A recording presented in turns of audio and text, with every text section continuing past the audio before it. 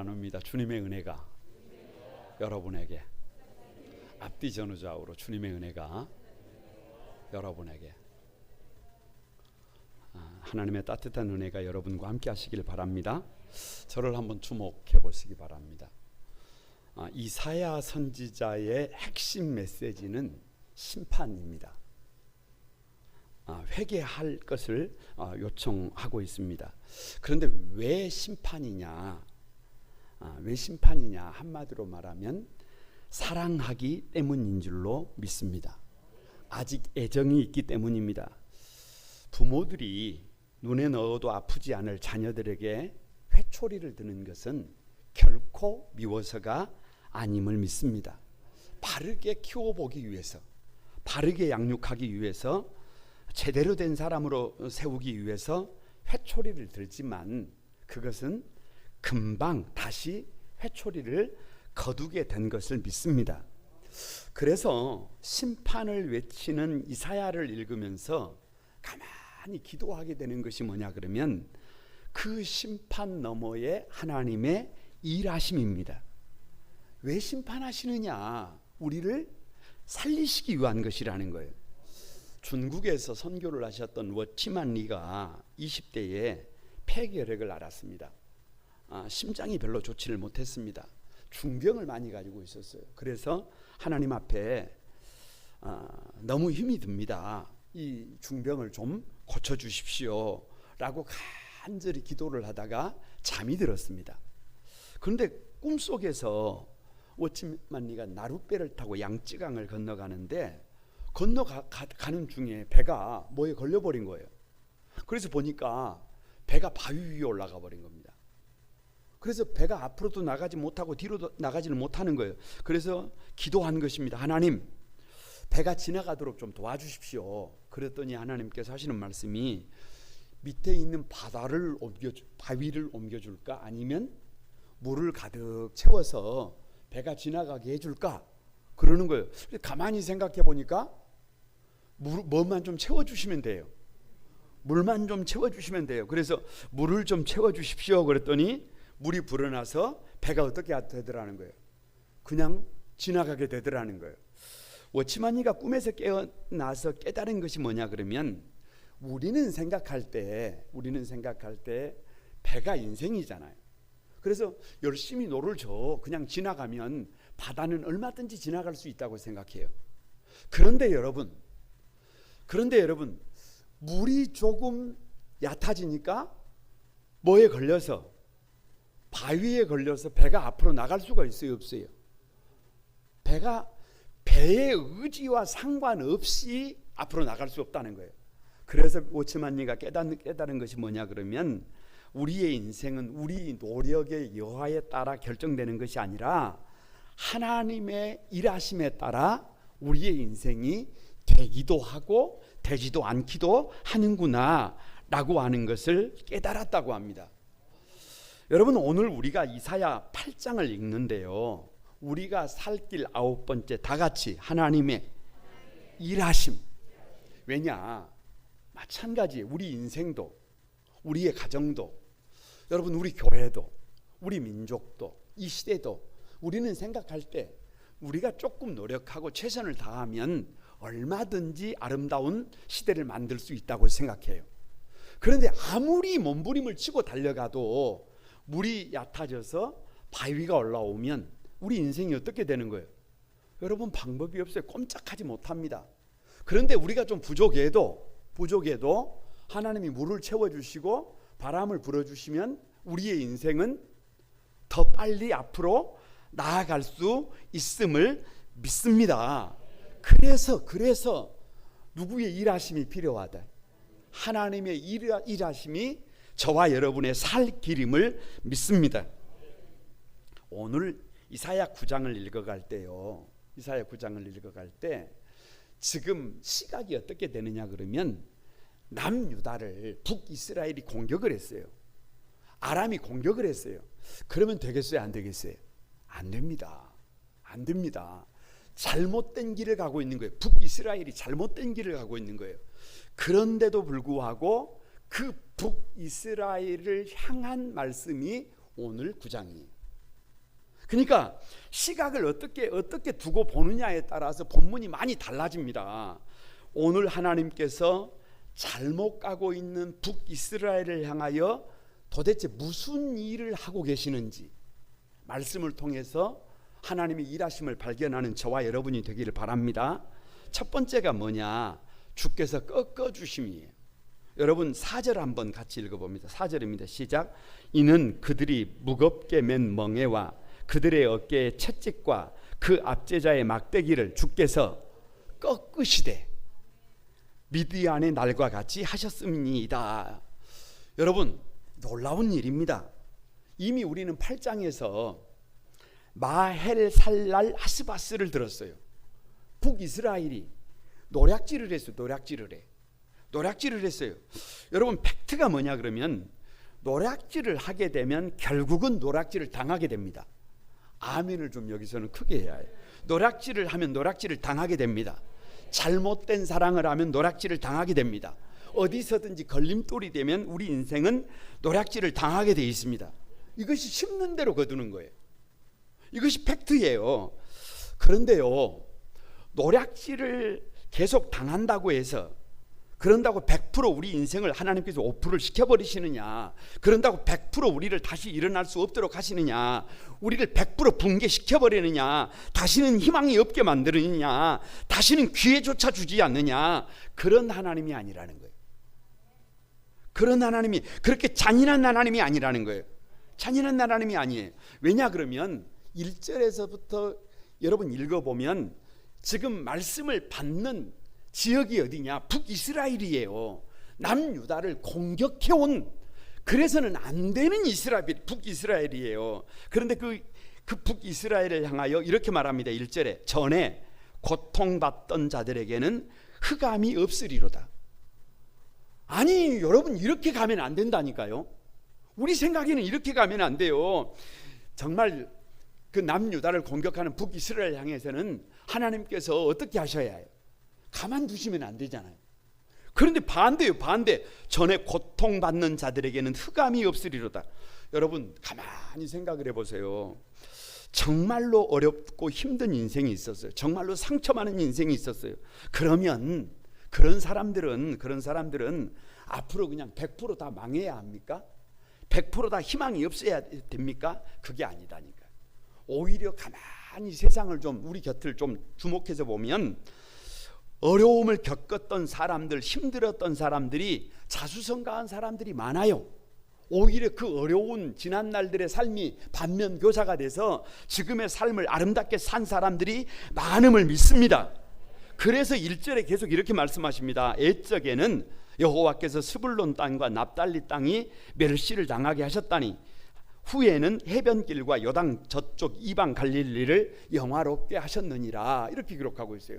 여러분 이 스불론, 이 납달리 총칭해서 갈릴리예요. 그러니까 여러분 이것은 납득이 좀 잘 안 돼요. 우리 생각으로 납득이 잘 안 돼. 왜 납득이 잘 되지 않느냐 그러면 역사적으로 갈릴리가 어떤 곳이냐 그러면 그냥 가불 땅이다 그래요. 가불 땅, 더러운 땅이다 그래요. 왜냐? 잘 아시잖아요. 두로 왕 히람이 예루살렘 성전 공사를 했어요. 그런데 그 공사 대금으로 솔로몬이 그 갈릴리 북부를 준 거예요. 지금 말로 하면 스불론과 납달리를 준 거예요. 갈릴리 총칭해서 거기를 준 거예요. 그런데 그 땅을 받고 나서 한 말이, 이 땅은 공사 대금으로 적절하다, 적절하지 못하다. 값어치가 없다.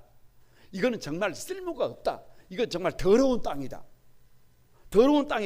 그래서 이스라엘 백성들은 그 북쪽 갈릴리를 무슨 땅이라고 여기고 살아요? 그냥 더러운 땅이라고 여기고 살아요. 여러분 가만히 한번 생각을 해보세요. 북이스라엘은 정치적으로 정통성이 없어요. 성경을 읽다가 보면 이상한 것이 많아요. 열왕기 상하를 보면 열왕들의 역사가 나오는데 거기는 남유다의 왕들도 나오고 북쪽의 왕들도 다 나와요. 그런데 역대상하를 보면 역대상하에는 남유다의 왕들만 나오지 북이스라엘의 왕들은 나와요, 안 나와요? 안 나와요. 왜 안 나와요? 다른 말로 하면 다룰 가치가 있어요, 없어요? 다룰 가치가 없어요. 정통성이 없다 그 말이에요. 그냥 있어도 패싱하는 거예요. 그냥 북이스라엘의 왕들에 대해서 성경이 관심이 있는 거예요, 없는 거예요? 없는 거예요. 그런 땅이 갈릴리예요. 왜요? 앞으로 이 북쪽을요 아수르가 침략을 해서 그 정복을 하고 이방인들을 강제 이주시키면서 갈릴리는 이방인들을 옮겨서 살다 보니까 땅은 이스라엘 땅인데 그 땅은 누가 살아요? 이방 사람들이 살아요. 그래서 과거에도 지금도 앞으로도 이 갈릴리는 우리가 생각했을 때 문제가 많아요, 문제가 없어요? 문제가 많아요. 문제가 많아요. 그런데 그 땅을 하나님께서 영화롭게 하신대요. 그 땅이 영원히 버림받은 땅이냐? 아니라니까요. 우리 생각에는 그 땅이 희망이 없는 땅인 것 같아도 지금 잘못하고 있어서 지금 문제가 많아서 그 땅이 어제도 오늘도 영원토록 문제 때문에 그 땅이 희망이 없는 것 같아도 그 땅을 누가 그 땅을 하나님께서 영화롭게 하신다.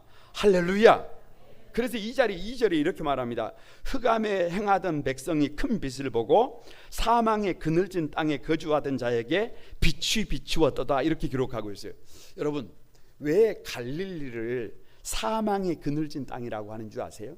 방금 찬양할 때 사망의 그늘에 앉아 죽어가는 나의 백성들 막 그러잖아요. 왜 그 땅을 사망의 그늘진 땅이냐고 하느냐 그러면 죽음의 그림자가 가득하다는 거예요. 답이 안 나오는 땅이라는 거예요. 더 이상 숨을 쉬고 있어요? 숨을 쉬지 못하고 있어요? 숨을 쉬지 않고 있어요? 여러분, 더 이상 얼굴에 미소가 있어요, 없어요? 옆 사람 좀 봐보세요. 그런 미소가 아니라 미소를 잃어버렸다니까요. 더 이상 춤을 추지 않아요. 춤을 추지 못하고 있어요. 미래가 없는 땅이라니까요. 구원의 여망이 없는 땅이라니까요. 아무리 생각을 해도 방법이 없는 땅이. 누가 잘못 살았어요? 그 땅이 잘못 살았어요. 이렇게 세상에는 죽음의 그림자가 덮어버린 인생들이 여러분 많습니다. 어떤 사람은 질병 때문에, 어떤 사람은 경제적인 파산 때문에, 어떤 사람은 환경 때문에 미소를 잃어버리고 희망을 잃어버리고 꿈도 없이 비전도 없이 무기력하게 비참한 삶을 살아가는 사람들이 많아요. 여러분 많습니다. 저도 제 인생에 한 단편 그림 한 장을 마음속에 그리고 있어요. 마음속에 늘 가지고 있어요. 그 그림이 뭐냐 그러면 여러분 그 그림을 잊을 수가 없어요. 이런 그림이에요. 엄동설한이에요. 겨울이에요. 겨울 혹한이에요. 당연히 지난 여름에 푸른 잎은 이제 다 어떻게 돼버렸어요? 다 떨어져 버렸어요. 하나도 없어요. 그저 잎을 잃은 앙상한 가지만 있는데 여러분 매섭게 불어오는 바람에 이게 나무가 아니에요. 그래서 그 그림을 보고 있는데 제 입에서 신음하듯이 나오는 말이 뭐냐 그러면 다 같이 나무가 아니구나. 탄식이에요. 탄식. 여러분 숨을 쉴 수가 없더라고요. 숨을 쉴 수가 없어요. 앞이 보이지 않더라고요. 그러면서 자연스럽게 따라오는 한마디가 있었는데 다 같이 한번 목사가 아니구나. 이쯤 되니까요 안 살고 싶더라니까요. 그 그림을 보면서 그 그림을 통해서 나를 보니까 더 이상 말씀을 읽기도 싫고, 더 이상 기도하기도 싫고, 더 이상 설교하고 싶은 마음도 없고, 더 이상 뭔가 변화를 시도해보고 싶은 마음이 여러분 일이라도 있어요, 없어요? 없더라니까요. 그냥 죽고 싶더라니까요. 그런데요 여러분, 그런 저를 주님이 찾아오시는 방법이 뭐냐 그러면 주일날 아침에 설교를 해야 되겠는데, 교회를 가야 되겠는데 가고 싶겠어요, 안 가고 싶겠어요? 목사도 안 가고 싶을 때가 있습니다. 그래서 혼자 여러분 샤워장에 서서 비참한 얼굴로 제 얼굴을 대하고 있는 거예요. 근데 그때 주님께서 한마디 하셨어요. 다 같이 한번, 아들아 지금은 겨울이다. 봄이 온다는 거예요. 봄이 온다는 거예요. 지금은 겨울일 뿐이라는 거예요. 지금은 겨울이지만 곧 봄이 온다는 거예요. 새싹은 다시 난다는 거예요. 다시 푸르른 녹음의 계절이 온다는 거예요. 나무가 나무인 거 아닌 것 같아도, 목사가 목사가 아닌 것 같아도 봄이 온다. 걱정하지 마라. 염려하지 마라. 두려워하지 마라. 왜요? 왜? 봄, 여름, 가을, 겨울을 만드신 분이 하나님이심을 믿습니다. 겨울만 만들어 놓으신 것이 아니에요. 겨울이 지나면 봄이 오게 되어 있어요. 이미 하나님의 계획 안에 겨울이 지나면 봄이 오도록 설계되어져 있는 줄로 믿습니다. 이것이 주님의 꺾어주심이에요. 이것이 하나님의 일하심이에요. 여러분 4절에요. 그 압제자의 막대기를 주께서 꺾으시되 미디안의 날과 같이 하셨음이니이다. 이렇게 기록하고 있어요. 여기 미디안의 날이 뭐냐 그러면 사사기 6장을 보면 이스라엘 백성들이 악을 행했어요. 그래서 하나님께서 그 이스라엘을, 북이스라엘을 여러분 미디안의 손에 7년을 넘겨버립니다. 이스라엘 땅에 먹을 것이 없어요. 궁핍함이 심해요. 그쯤 되니까 그때서야 하나님 앞에 어떻게 해요? 울부짖습니다. 하나님 살려주십시오. 그때 부름을 받은 사사가 기드온입니다. 기드온을 향해서 이렇게 말해. 큰 용사야, 너의 힘으로 이스라엘을 구하라. 아니 기드온이 무슨 힘이 있어서 이스라엘을 구합니까? 그래서 기드온이 하는 말이 나는 내 아버지 집에서 가장 작은 사람입니다 라고 힘이 없다는 거예요. 나에게 방법이 없다는 거예요. 그런데도 불구하고 하나님의 말씀이 뭐냐 그러면 네가 미디안 사람 치기를 한 사람 치듯 하리라 그래요. 아니 미디안 군대가 바다의 모래알보다 더 많은데 작고 보잘것없는 나를 통해서 미디안을 치되 한 사람 치듯 친대요. 그래서 여러분 그 소식을 듣고 군인들이 몰려들었는데 대략 3만여 명이 모였어요. 그런데 하나님께서 그 모인 3만 명을 보고 아니 미디안은 대군인데 3만 명은 너무 터무니없이 적잖아요. 그런데 하나님께서 하시는 말씀이 숫자가 너무 많다는 거예요.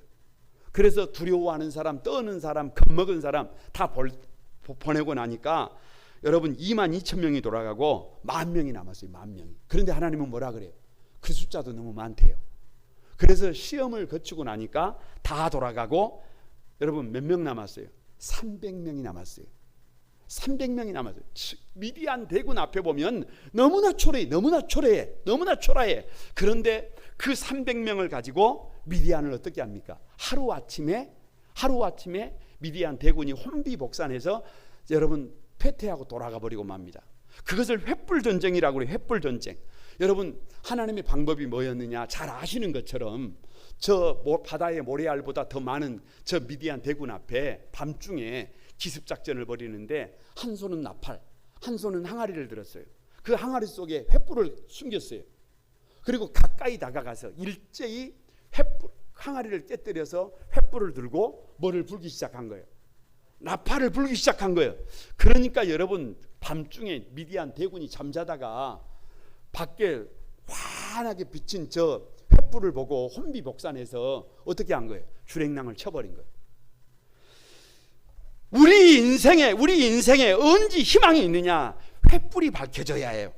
아무리 흑암의 그늘진 땅에 앉아 있을지라도, 아무리 우리 인생이 가불 땅이라고 할지라도, 아무리 더러운 땅이라고 할지라도, 아무리 갈릴릴지라도 여러분 빛이 비추면 봄이 오면 싹이 납니다. 희망이 솟습니다. 주께서 대적자들의 멍에를 벗기 위해서 주시고 압제자의 막대기를 꺾어주시면 답이 나옵니다. 주님이 우리 인생에 일하시면 부족해도 모자라도 죄가 많아도 문제가 있어도 우리 인생은 다시 세워지게 될 것을 믿습니다. 사랑하는 우리 한수망의 가족 여러분, 저는 이 이사야 9장을 읽으면서요 왠지 여기가 많이 애렸어요. 여기가 많이 아팠어요. 왜냐 그러면 해서는 안 될 짓을 하는 북이스라엘이잖아요. 그런데 징계를 해도 마땅치 않는데 그들 앞에 압제자들의 막대기를 꺾고 대적자들의 장애물을 꺾어버려서 누구를 살리시는 하나님, 북이스라엘을 살게 하시는 하나님, 그 하나님의 일하심이 있어서 오늘 우리는 살 수 있는 것입니다. 그 은혜가 여러분에게도 있게 되기를 바랍니다.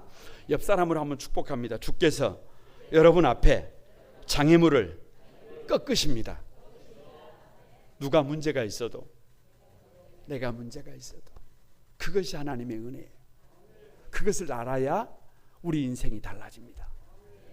두 번째가요, 하나님은 당신의 백성들을 위하여 무슨 일을 행하시느냐 그러면 다 같이 한 아기의 나심. 여러분 6절을 같이 한번 읽어보면 6절 다 같이 한번 읽어봅니다. 시작. 이는 한 아기가 우리에게 낳고 한 아들을 우리에게 주신 바 되었는데 그의 어깨는 정사를 메었고 그의 이름은 기묘자라 모사라 전능하시는 아버지라 영존하시는 아버지라 평강의 왕이라 할 것임이라. 여러분 다시금 조금 정리를 해보겠습니다. 아람과 북이스라엘이 연합으로 공격을 해와서 지금 쉽지가 않아요. 환란이에요. 캄캄합니다. 한치 앞이 보이지 않아요. 12만 명이 죽고 20만 명이 포로로 잡혀갑니다. 그런데 남유다가 망하지 않습니다. 그래도 망하지 않습니다. 다시 일어난다는 것입니다.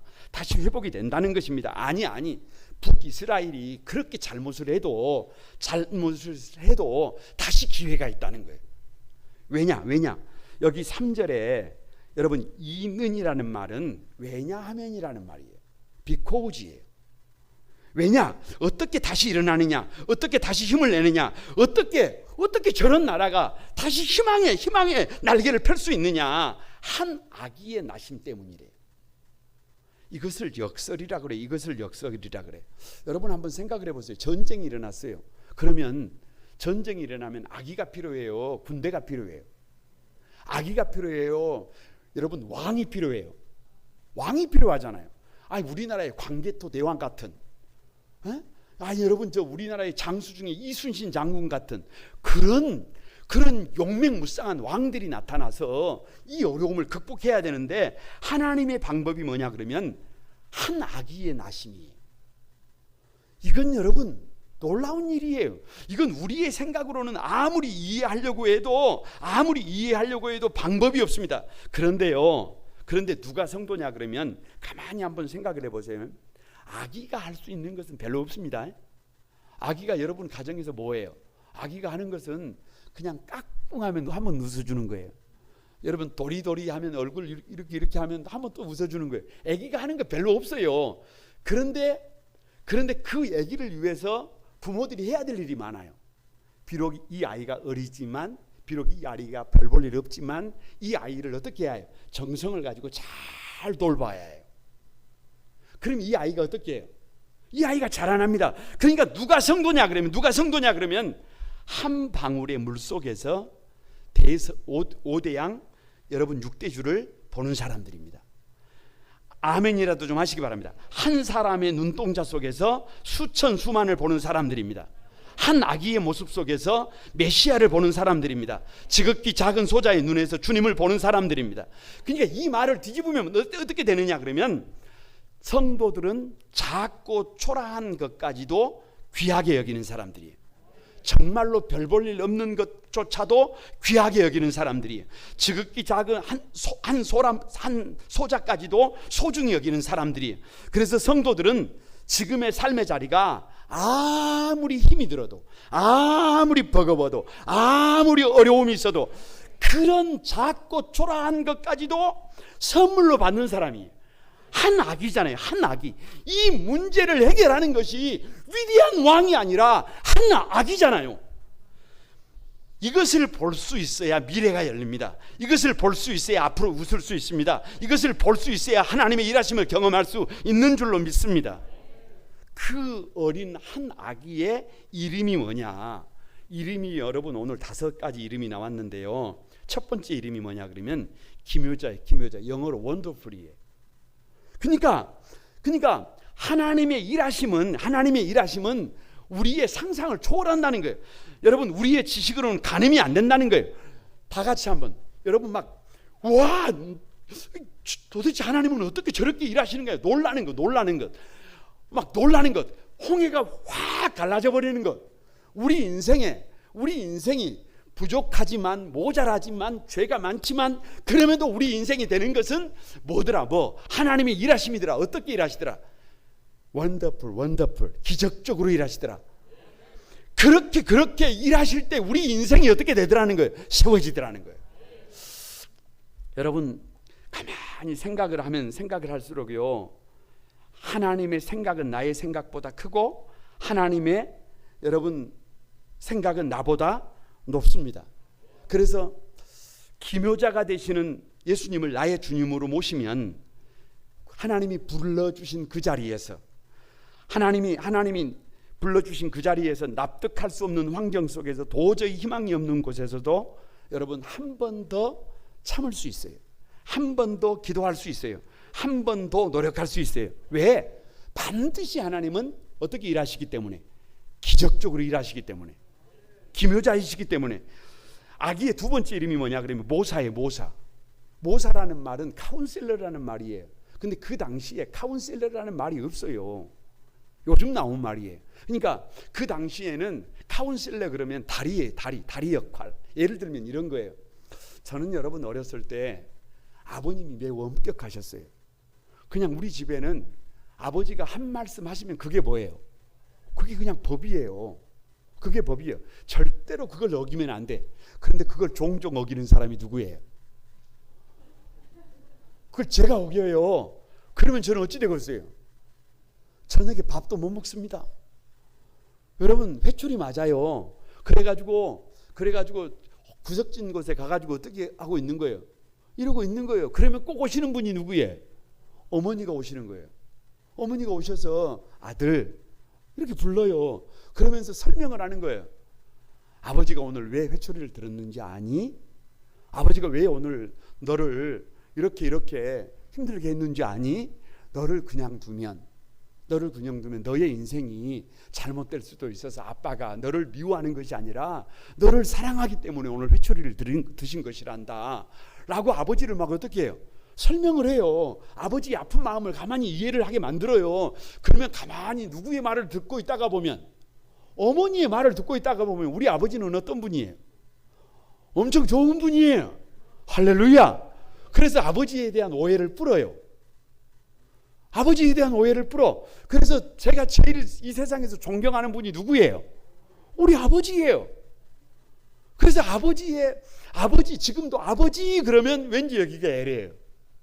여기가 어려워. 제 마음속에 아버지가 꿈꾸시던 세상, 아버지가 기도하시던 그것을 누가 좀 이뤘으면 좋겠어요.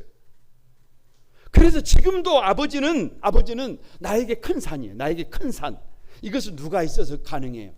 다리가 되는 다리의 역할을 해주셨던 어머니가 계셔서 가능한 줄로 믿습니다. 그러니까 모사가 되신 주님을 모시면, 다리가 되시는 나의 주님을 모시면 부부관계가 회복이 된다. 부모와 자식들의 관계가 회복이 된다. 성도들과 성도들 사이가 회복이 된다. 이웃과의 관계가 회복된다. 왜요? 다리가 되신다니까요. 오해를 풀어주신다니까요. 그러니까 우리 인생이 세워진다니까요. 아기의 세 번째 이름이 전능하신 하나님이에요. 마이트 갓이에요. 올마이트 갓. 전능하신 하나님. 여러분 신앙생활을 하면서 여러분은 그런 고민을 하지 않으세요? 저는 어떤 고민을 하느냐 그러면, 한번 제대로 된 삶을 좀 살아보고 싶어요. 아니 지난주에도 노략질을 하면 노략질을 당한다잖아요.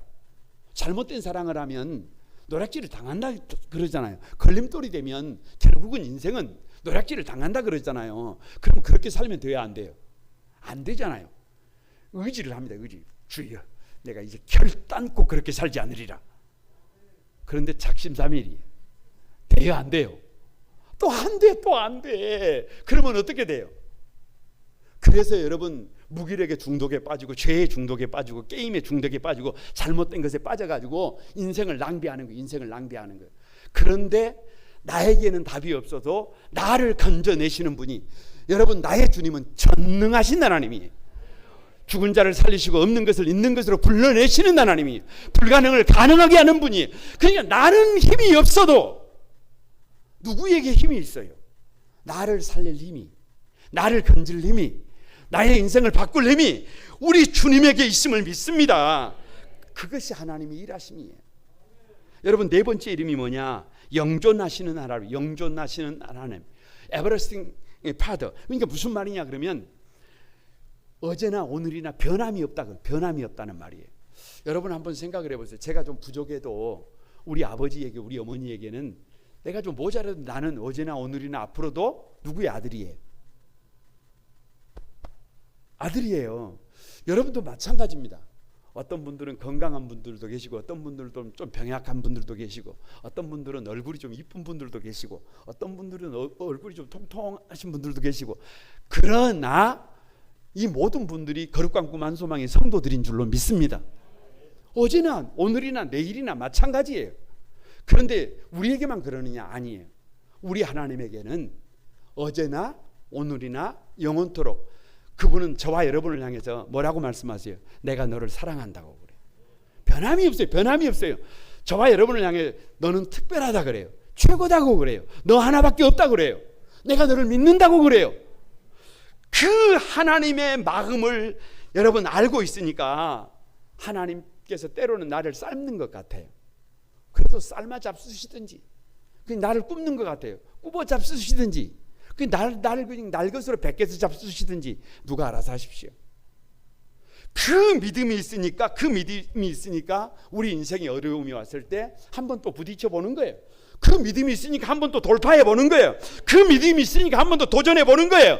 그러니까 누구의 일하심을 경험하게 되더라는 거예요. 하나님의 일하심을 경험하게 되는 것을 믿습니다. 이 아기의 마지막 이름이 뭐냐 그러면 결론이 평강의 왕이에요. 여러분 한번 가만히 생각을 해보세요. 평강의 왕이신 예수님을 나의 주님으로 모시면 누구도 평안해요. 나도 평안해요. 그래도 제가 여러분 제가 그래도 한 가정의 가장입니다. 그리고 거룩한 꿈 한소망교회 목회자예요. 그런데 제가 우리 가정에서 아내가 있고 어린 자녀들이 있지만 여보 아빠 막 세상이 큰일 났어요. 그래도 누가 제가 얘들아 그 정도 문제는 문제가 아니다. 걱정하지 말아라. 그러면 그냥 걱정 없는 거예요. 할렐루야. 교회도 마찬가지예요.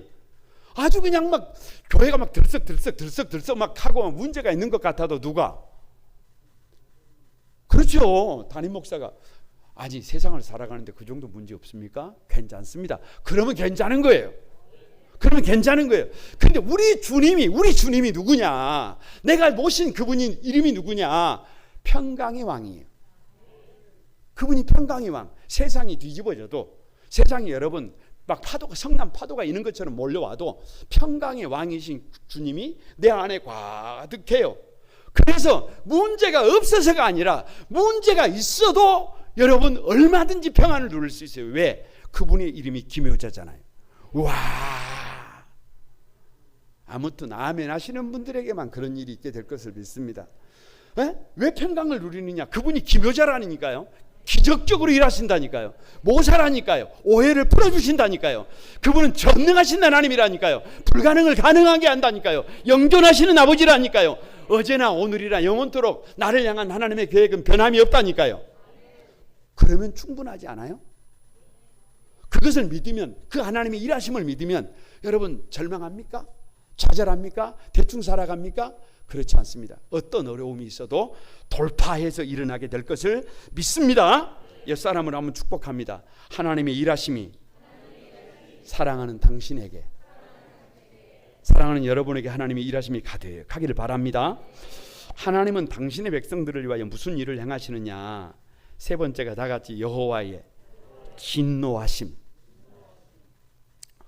여러분 참 가슴 아픈 일이에요. 지금부터 제가 한 문장 얘기를 하면 무조건 여러분은 후렴을 넣는 겁니다. 그 후렴이 뭐냐 그러면 참고예요. 할렐루야. 아멘 하지 말고 참고라니까. 할렐루야. 제가 한 문장 하면 무조건 답이 참고예요. 여러분 우리 성도들의 삶을 가만히 보면 잘못한 것이 없어도, 죄 지은 것이 없어도, 좀 크게 해봐요. 크게 모함을 당해도, 손가락질을 당해도, 이유 없는 공격을 당해도, 내 생각대로 복수하고 싶어도, 내 감정대로 해버리고 싶어도 참는 사람이 성도들이에요.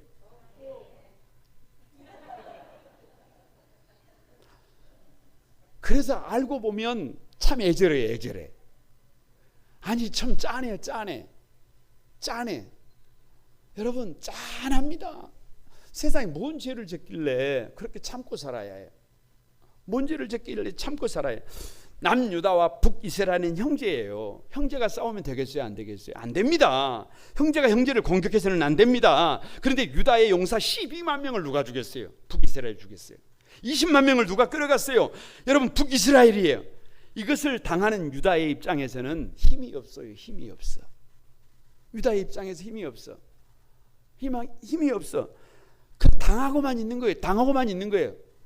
아니, 힘이라도 있으면 가서 어떻게 해보지만 힘도 없어. 그래서 뭐 하고 있는 거예요? 참고 있는 거예요. 참고 있는 거예요. 얼마나 아프겠어요. 얼마나 이게 처참한 일이에요. 그런데 여러분 그게 아닙니다. 이것을 우리 하나님께서 지켜보고 계시는 줄로 믿습니다. 그래서 진노하심이에요. 그래서 진노하심. 여러분 9장을 한번 펼쳐보세요. 9장 12절 한번 보세요. 12절 중반절. 그럴지라도, 다 같이 한번 시작. 그럴지라도 여호와의 진노가 돌아서지 아니하며 그의 손이 여전히 펴져 있으리라.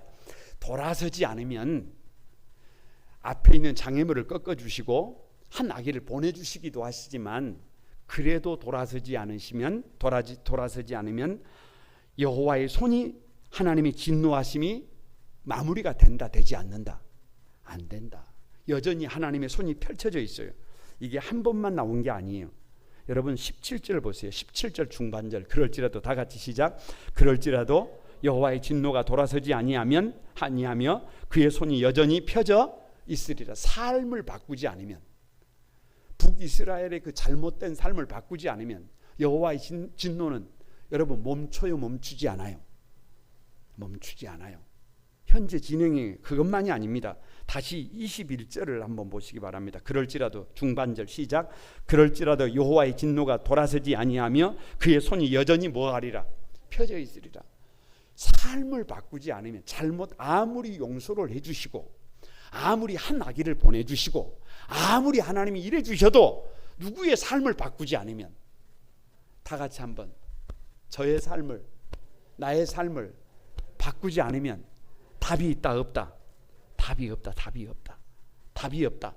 그래서 북이스라엘에게 그렇게 살아서는 안 된다, 그렇게 살면 곤란하다. 그래서 크고 작은 사인들을 보냅니다. 크고 작은 사인들을 보내요. 여러분 말씀을 가만히 읽어보면 집들이 무너지기도 하고 뽕나무를 찍어버리기도 합니다. 여러분 여기 뽕나무는요, 우리는 뽕나무라고 하는데 이스라엘 사람들은 여러분 참 무화과 나무가 있고 돌 무화과 나무가 있어요. 그러니까 가난한 사람들이 배고프면 올라가는 나무가 뭔 나무예요? 돌 무화과 나무예요. 그냥 어디든지 가면 있다니까요. 최소한 그 나무는 있는 거예요. 그런데 그 나무를 누가 찍어버리는 거예요. 어느 날 눈 떠보니까 찍혀 있는 거예요. 올라갈 데가 없는 거예요. 그래서 이런 어려움이 당하면, 하나님이 사인을 보내시는구나, 하나님이 삶의 방향을 바꾸라고 경고하고 계시는구나, 이렇게 이해를 해야 되는데, 이스라엘 백성들은 어떻게 했느냐? 10절에 벽돌이 무너졌으면 우리는 다듬은 돌로 쌓고 뽕나무들이 찍혔으면 우리는 백향목으로 그것을 대신하리라. 그것이 문제가 된다는 거예요? 안 된다는 거예요? 충분히 누구 힘으로, 충분히 우리 힘으로 집도 고칠 수가 있고, 뽕나무가 찍히면 최고 좋은 백향목으로 심을 수 있고, 우리는 다시 말하면 삶의 방향을 바꾸고 하나님이 우리에게 무엇을 말씀하고 있는지 귀를 기울이려고 하는 것이 아니라, 하나님이 도우심이 없어도 이런 정도의 어려우면, 이런 정도의 문제는 충분히 누구의 힘으로? 우리의 힘으로 해결할 수 있다는 거예요.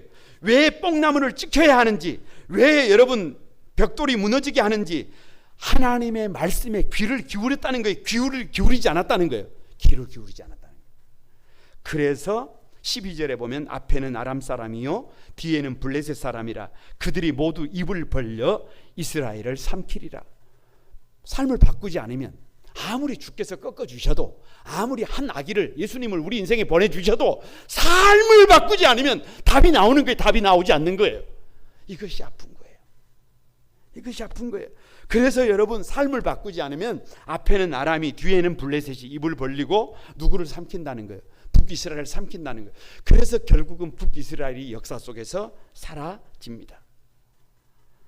여러분, 북이스라엘에게 어려움이 오는 것은 하나님의 경고예요. 그래서 그런 경고가 왔을 때는 모든 인간적인 방법을 다 내려놓고 하나님 앞에 백기를 드는 게 중요해요. 백기를 드는 게. 그런데 이스라엘은 그러지 않았어요. 하나님을 찾지 않았습니다. 이유가 뭐냐? 하나님이 자기들을 외면한다고 생각했어요. 하나님이 자기들을 차별한다고 생각했어요. 하나님께서 자신들의 부르짖음을 잊으셨다고 생각했어요. 그래서 남유다를 공격하는 것이, 왜 공격하는 것이냐 그러면 하나님에 대한 거역이에요. 하나님에 대한 반발을 누구에게 하는 거예요? 남유다에게 하는 거예요. 하나님께서 외면하셔도, 하나님께서 차별하셔도, 하나님께서 우리를 잊어도, 하나님께서 돌봐주시지 않으셔도 우리에게는 답이 나온다는 게 안 나온다는 게, 답이 나온다고 생각했어요. 그것을 교만이라고 그래요. 우리의 살 길이 있다는 거예요. 우리는 살 수 있다는 거예요. 여러분, 이건 착각이에요. 이건 착각이에요. 그래서 14절에서 16절에 보면 이러므로 여호와께서 하루 사이에 이스라엘 중에서 머리와 꼬리와 종려 가지 갈대를 끊으시리니 머리는 곧 장로와 존귀한 자요 꼬리는 거짓말을 가르치는 선지자라. 그러니까 누구를 친다는 거예요. 하루아침에 누구를 치겠다는 거예요. 여러분, 장로들과 선지자들을 치겠다는 거예요. 왜요? 왜? 여러분, 도대체 장로들의 죄가 뭐예요? 북이스라엘에서 장로들의 죄가 뭐예요? 북이스라엘은요, 쿠데타가 일어나서 정권이 계속 바뀝니다. 그러니까 이스라엘에서 실질적으로 힘이 있는 사람들이 누구냐? 장로들이에요. 그런데 쿠데타가 일어나면 그 쿠데타에 동조를 해주지 않으면 정권이 바뀌어요, 안 바뀌어요? 정권이 안 바뀝니다. 그런데 쿠데타를 일으키면, 왕이 잘못된 길로 백성들을 이끌고 나가면 누가 목숨을 걸어야 되는데, 장로들이 목숨을 걸어야 되는데, 반대해야 되는데, 여러분, 이스라엘 장로들은 철저하게 자기들의 이권에 따라서 그냥 왕에게 줄서기해버린 겁니다. 줄서기해버린 거예요. 그래서 머리가 되는 장로들을 끊어버리겠다는 거예요. 선지자들의 죄가 뭐냐? 선지자들은 하나님의 백성들이 올곧게 믿음으로 자신들의 삶을 지킬 수 있도록 역할을 하는 게 선지자들이에요. 그런데 여러분, 선지자들이 고장난 녹음기가 되어버렸어요. 환경에도 많지 않고 상황에도 맞지 않아요. 왜요? 지금은 심판을 선포해야 해요. 그런데 잘못된 삶을 돌아오게 만들어야 해요. 그런데 그런 사람들에게 도둑질을 했는데, 형제를 공격했는데 하나님이 여러분을 사랑한대요. 하나님이 여러분을 축복한대요. 아멘할 문제가 아니라니까요. 그래서 그런 여러분 선지자들을 먼저 어떻게 한다는 거예요? 친다는 거예요. 여러분, 한번 생각해 보세요. 장로들이 없어지고 선지자들이 없어지면 북이스라엘은 어떻게 되는 거예요? 망하는 거예요. 그래서 역사 속에서 누가 사라지는 거예요? 북이스라엘이 문을 닫는 것입니다. 사랑하는 우리 한소망의 가족 여러분, 하나님의 진노하심 앞에는요, 잘못된 삶이 있을 때는요, 뭐밖에 답이 없어요. 그냥 백기투항이에요. 답이 없습니다. 그냥 손을 들어야 해요. 삶을 정리하고 돌아서야 합니다. 그런데 돌아서지 않으면 그것이 장로일지라도, 그것이 목회자일지라도, 그것이 하나님의 백성들일지라도 답이 있어요, 없어요? 답이 없어요. 하나님의 진노하심 앞에는 답이 없어요. 왜요? 하나님의 진노하심에 손이 펼쳐져 있어요. 끝난 게 아니에요. 끝난 게 아니에요. 그러니까 누가 돌아서는 그 길만이, 저와 여러분의 삶의 방향을 바꾸는 길만이 하나님의 일하심 속에서 살아가는 비결임을 믿습니다. 옆 사람에게 한번 축복합니다. 하나님 앞에, 하나님의 진노하심 앞에는 백기투항밖에 없다. 여러분, 고집 부리지 말고 백기투항하고 하나님의 말씀대로 한번 살아보십시다. 그것이 우리가 살 길임을 믿습니다. 말씀을 마칩니다. 우리 거룩한 꿈 한소망의 가족 여러분들에게 하나님의 일하심이 있기를 바랍니다. 주님께서 여러분 앞에, 우리가 조금 잘못 살았어도, 우리가 좀 부족해도 주께서 우리 앞에 장애물을 꺾어주시길 바랍니다. 여러분, 우리가 좀 문제가 있어도 평강의 왕이신 주님을 나의 주님으로 모셨어요. 그러면 우리의 삶이 기적적으로 일어나게 될 것을 믿습니다.